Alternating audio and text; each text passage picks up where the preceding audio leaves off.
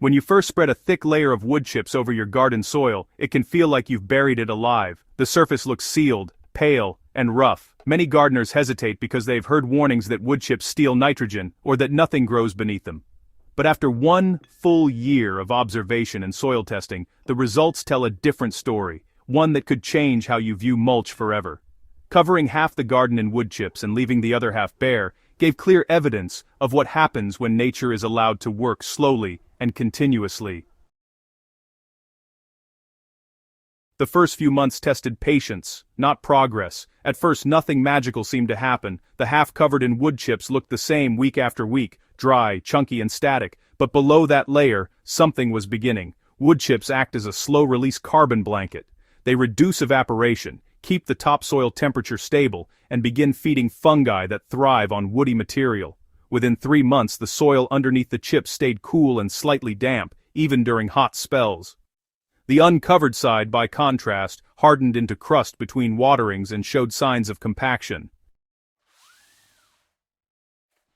To keep decomposition balanced in those early months, a layer roughly 10 centimeters thick worked best. It was thick enough to block light and suppress weeds, but not so heavy that water couldn't reach the soil. Adding a thin sprinkling of grass clippings or composted manure over the chips helped offset any minor nitrogen drawdown on the surface. This combination allowed microbial life to flourish steadily without starving shallow-rooted plants nearby.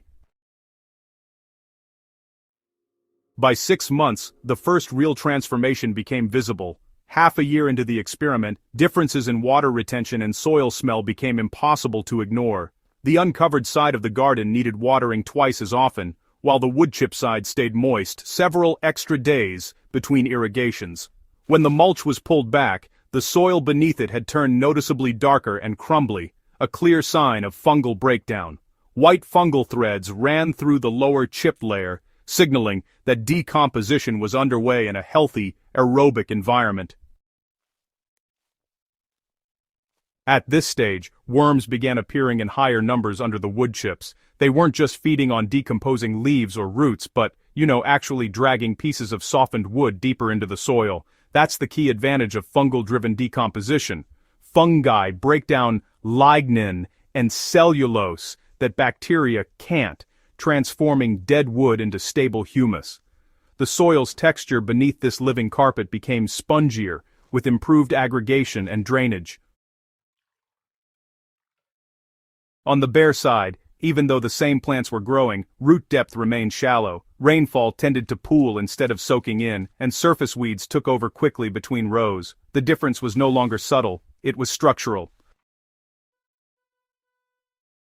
12 months after covering half the garden in wood chips, the results were measurable and profound. A spade test revealed that the soil beneath the mulch had developed a soft chocolate-brown layer up to 8 centimeters deep, while the uncovered side remained gray and compacted. When squeezed, the wood chip side held together lightly and crumbled with ease, a sign of living, aerated earth.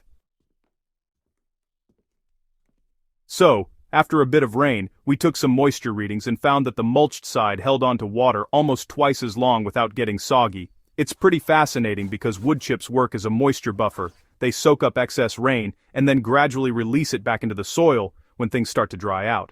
Plus, they help prevent surface crusting, which means oxygen can still flow even during those wet seasons.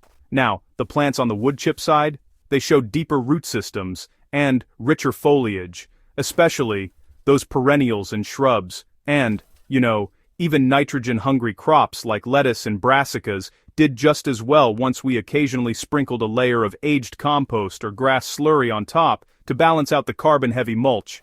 That sweet spot, roughly 1 part nitrogen-rich material to 10 parts wood chips, is just ideal for steady decomposition without nutrient lockup.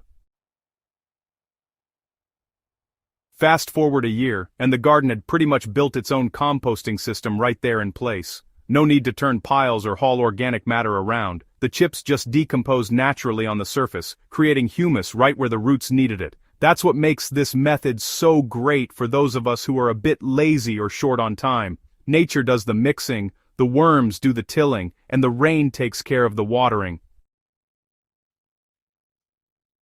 Now, unlike those traditional compost piles that rely on bacterial heat to break down organic matter, wood chip mulching actually encourages a fungal-dominant soil system, and this is crucial for long-term fertility. You see, fungi build stable soil aggregates that resist erosion, improve root communication through mycorrhizal networks, and store carbon for years. Once this fungal network is established, it acts like an underground scaffolding that keeps moisture and nutrients in balance.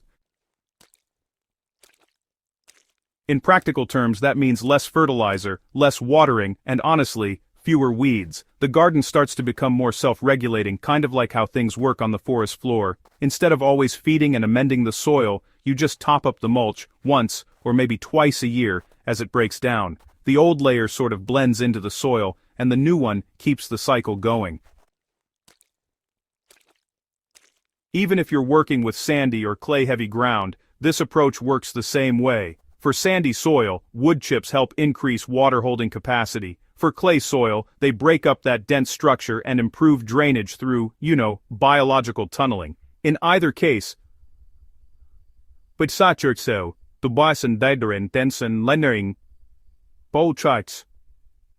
does the hard labor you used to do with a shovel. After one full year, it became clear that wood chip mulching wasn't just about weed suppression. It was about rebuilding soil biology from the top down. The covered side developed resilience against both drought and heavy rainfall. Microbial life expanded, organic carbon increased, and worm populations nearly tripled. In essence, the soil went from being treated as an inert growing medium to functioning as a living ecosystem again. For gardeners skeptical about covering beds with raw wood, the results are proof that decomposition doesn't deplete soil when managed naturally. It enriches it. The key is patience. Wood chips work slowly, but they work thoroughly. 1 year is enough to see major changes. 2 years will leave you with rich, loamy soil that barely needs tilling or feeding. If you've been wondering whether wood chips truly improve the soil, the answer is yes, provided you let time and biology do the work. A single thick layer transforms lifeless dirt into self-feeding, moisture-balanced earth. The 1-year mark isn't the end of the process. It's the beginning of a continuous soil-building cycle that strengthens with each season. So next time you prune, chip branches, or clean up your yard, don't toss the wood. Feed it back to your garden. The transformation beneath the surface will do more for your soil than any fertilizer ever could. If you found this guide helpful, subscribe to Hydro Haven and share it with fellow gardeners who want results without constant effort. Together, we'll keep proving that healthy soil builds itself if you let it.